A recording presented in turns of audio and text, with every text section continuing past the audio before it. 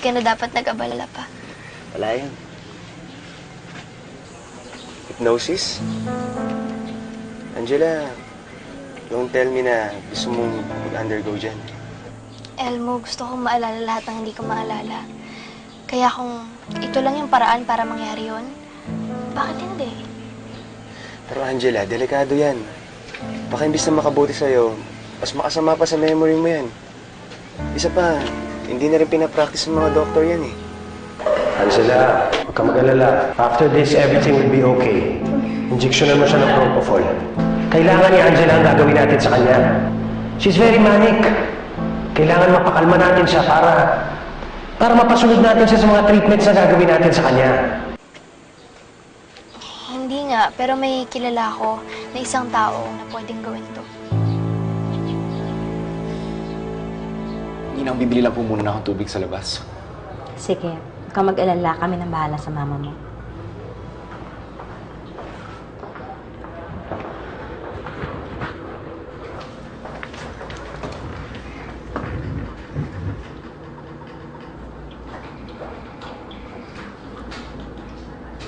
Calvin, kausapin mo naman ako.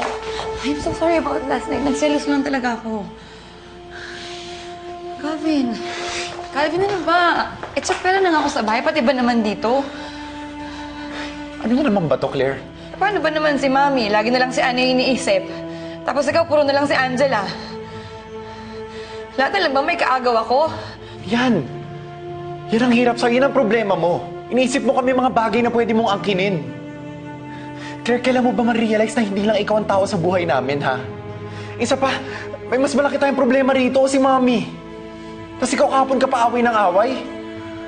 Nakakasawa na eh. Calvin, babe! Ano ba? Calvin! Andiyan ba sa loob si Tito Francis? Gusto sana siya makausap ni Angela eh. Wala. Ang tanong, kay Tito Francis ba talaga kayo may kailangan? O sa ibang tao? Kapal din naman ang mukha mo, no? Talagang babalik-balik ka pa? Ano bang problema mo, Claire? Anong problema ko?